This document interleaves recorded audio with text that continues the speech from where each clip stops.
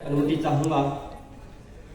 जैसा कि हम जानते हैं कि विकसित देश की कोई विशेष परिभाषा नहीं है साथियों, लेकिन फिर भी विश्व बैंक जैसे विश्व स्तरीय संगठनों ने मिलकर अगर किसी देश की सकल घरेलू उत्पाद और राष्ट्रीय प्रति व्यक्ति आय $12,700 से कम है तो उसे विकासशील देश माना गया है। अगर किसी देश की प्रति व्यक्ति आय $12,700 से ऊपर है तो उसे विकसित देश माना गया है। साथियों, आजादी के 100 वर्ष बाद 2047 में अगर हम इस लक्ष्य को पार करते हैं तो निसंदेह हम एक विकसित देश कहलाएंगे। ये काम चुनौतीपूर्ण तो जरूर है, लेकिन असंभव नहीं है साथियों। इसके लिए हमें कुछ पहलुओं पर विशेष नीतियों बनानी होंगी, जैसे शिक्षा नीति, कृषि, व्यापार और उद्योग। अगर मैं बात करूं तो शिक्षा नीति, दोस्तों आज देश में इस प्रकार की शिक्षा नीति की आवश्यकता है। जब देश का युवा कॉलेज से बाहर निकलता है तो वो अपने आप को बेरोजगार नहीं स्वावलंबी महसूस करे। आज देश को इस प्रकार की शिक्षा नीति की जरूरत है। जब देश का युवा अपनी शिक्षा पूरी करता है तो वह सरकारी नौकरी की तरफ नहीं, अपने उद्योग की तरफ, अपने स्वयं रोजगार की तरफ अग्रसर हो।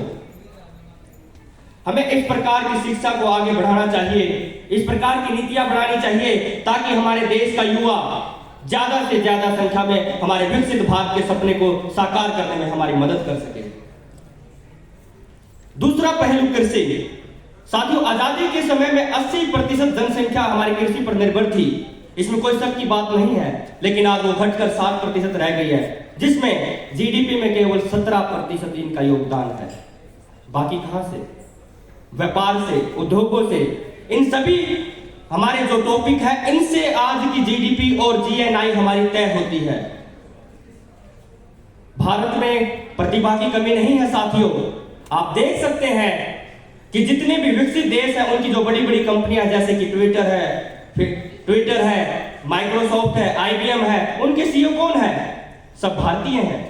और कितने लोगों के मैं नाम गिनाऊं, साइंटिस्ट हैं, डॉक्टर है, इंजीनियर है, जो बाहर जाकर अपनी भारतीय बुद्धि का लोहा मनवा रहे हैं। आज देश में इस प्रकार की नीति की जरूरत है कि जब भी कोई भी युवा आईआईटी या एमआईटी करके निकलता है तो उसे विश्वस्त होना चाहिए कि भारत में भी वो चीजें यहां पर कमा सकता है, वो यहां पर अपनी योग्यता के अनुसार वो सीट प्रदान कर सकता है। आज हमें इस प्रकार की नीतियों की आवश्यकता है। दोस्तों, मौजूदा सरकार ने किसानों की आय बढ़ाने के लिए 6,000 रुपए प्रति वर्ष किसान सम्मान निधि के रूप में देना शुरू किया था। वाकई में सराहनीय कार्य है। हमें इस प्रकार से किसानों की आय को बढ़ाना चाहिए। हमें बात रखनी चाहिए कि अनुसंधान केंद्र बनाए जाए ताकि एक नए प्रकार का बीज विकसित हो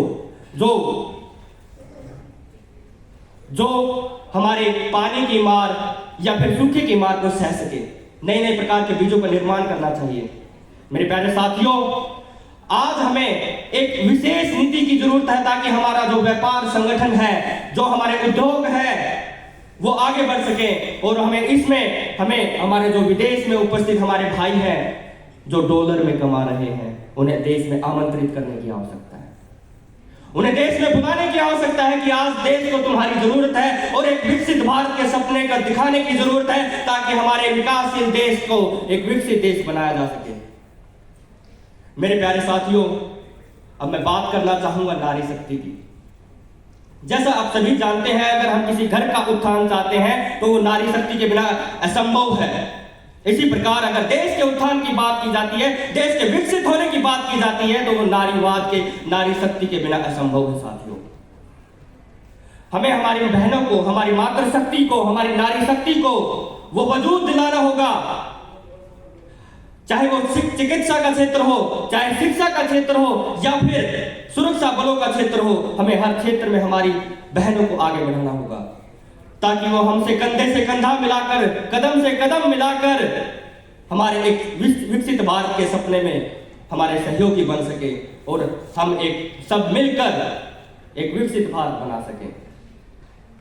समय का अभाव है, बातें और भी बहुत सी बची हुई हैं साथियों।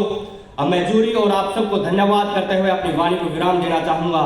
एक बात विशेष रूप से याद रखनी होगी कि हम केवल एकता से ही अपने लक्ष्य को प्राप्त कर सकते हैं। जय हिंद, जय हरियाणा।